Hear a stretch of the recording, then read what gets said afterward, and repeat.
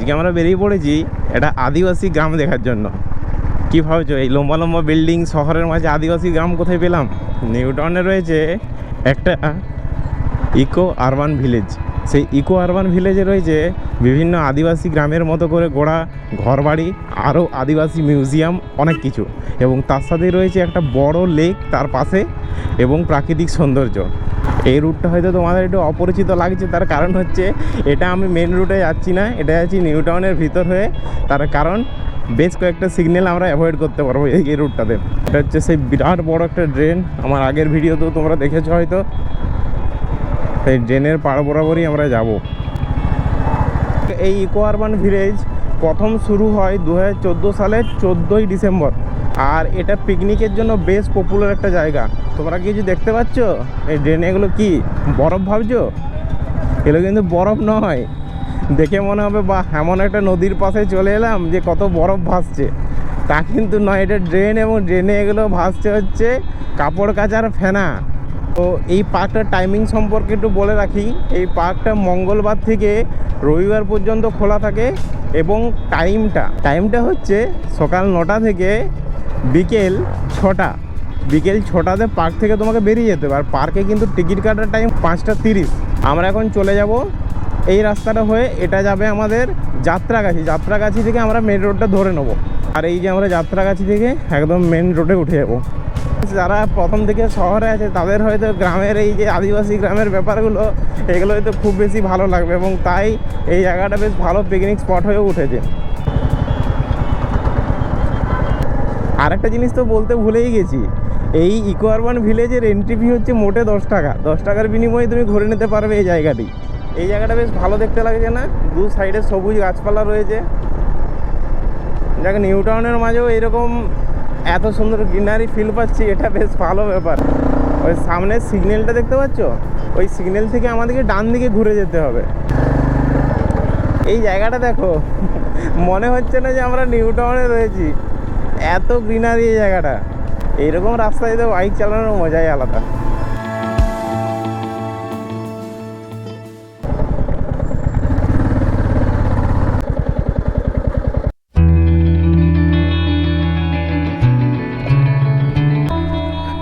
কত? 10 টাকা এন্ট্রি, কিন্তু ক্যামেরার চার্জ আলাদা। ক্যামেরার চার্জ কত? দেখুন লেখা আছে 500 টাকা পার আওয়ার 500 টাকা। আচ্ছা, মোবাইল ক্যামেরা? মোবাইল কোনো অসুবিধা নেই না? তো আমি ভিতরটা গোপ্রোতে রেকর্ড করতে পারবো না, তার কারণ হচ্ছে গোপ্রোর জন্য 500 টাকা চার্জ হবে। তার থেকে বেটার আমি আমার ফোনে রেকর্ড করব, কারণ ফোনের ক্যামেরাটা আমার যথেষ্ট ভালো।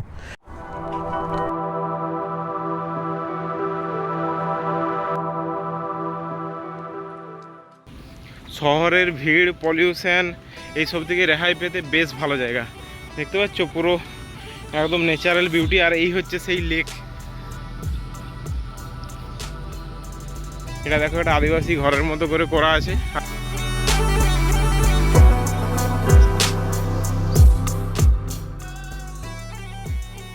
ও, এখানে বসার জায়গা করে আছে বেশ ভালো। আর দেখতে পাচ্ছ এরকম ভাবে ডেকোরেটও করা আছে জায়গাটাকে, বেশ সুন্দর।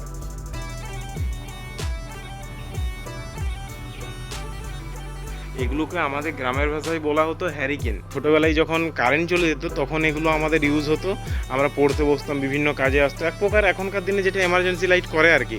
কিন্তু এখানে দেখতে পাচ্ছ এগুলো লাইট দেওয়া রয়েছে, মানে এগুলো ইলেকট্রিসিটিতে চলে, ভিতরে রয়েছে বাল্ব একটা করে।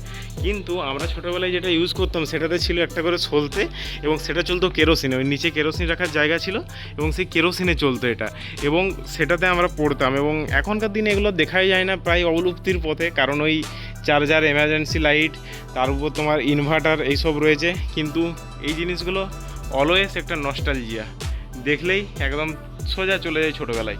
এরপরে আমরা ঢুকে পড়বো যেটা হচ্ছে আদিবাসী মিউজিয়াম।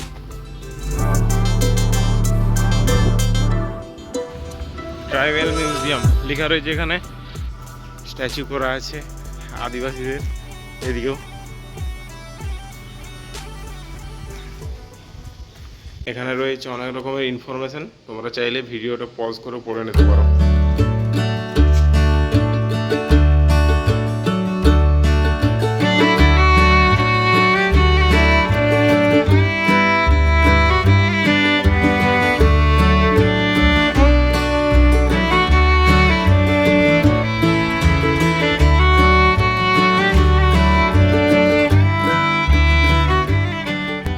পজ করে এগুলো সব দেখে নিও, কারণ এক একটা করে যদি আমি বলি তো ভিডিওটা অনেক লেন্দি হয়ে যাবে। তো সেক্ষেত্রে তোমরা ভিডিওটা পজ করে জুম করে নিজের ইচ্ছা মতো দেখে নিও।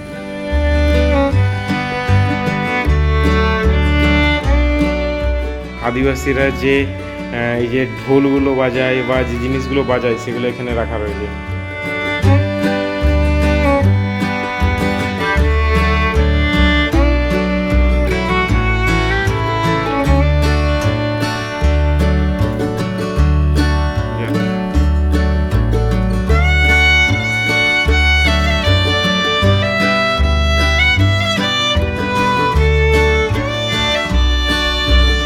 আমরা চলে যাব উপরে।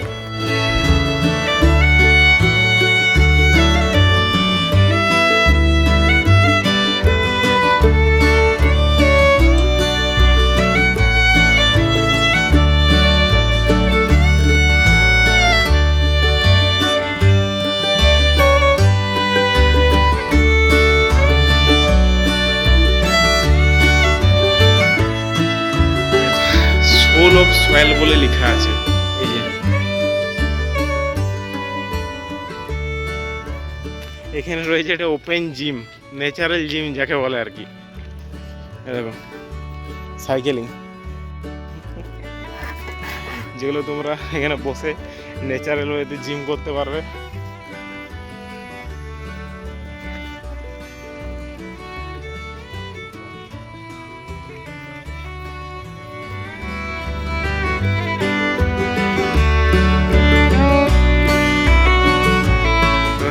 এখানে রয়েছে অনেকগুলো কটেজে চাইলে তোমরা থাকতেও পারবে।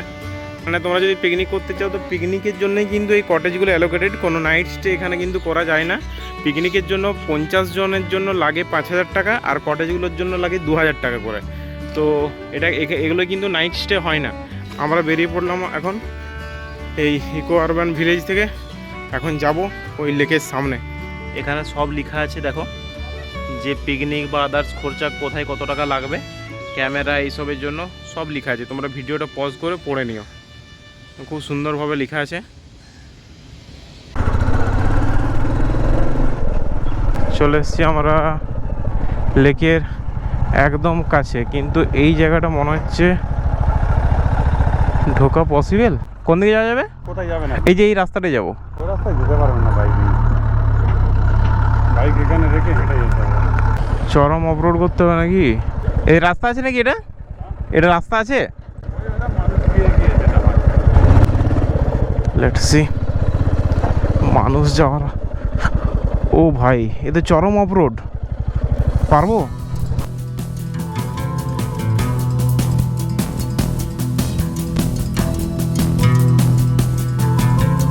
এখানটা পেরোবো কি করে?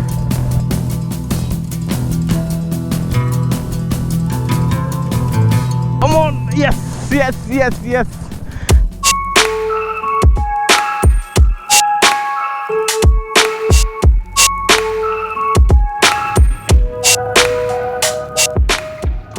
ফাইনালি অফরোডটা ক্রস করে পরে এরকম একটা বিউটি, দারুণ। এটা কি? একটা জিনিস দেখো, মিলি গেল।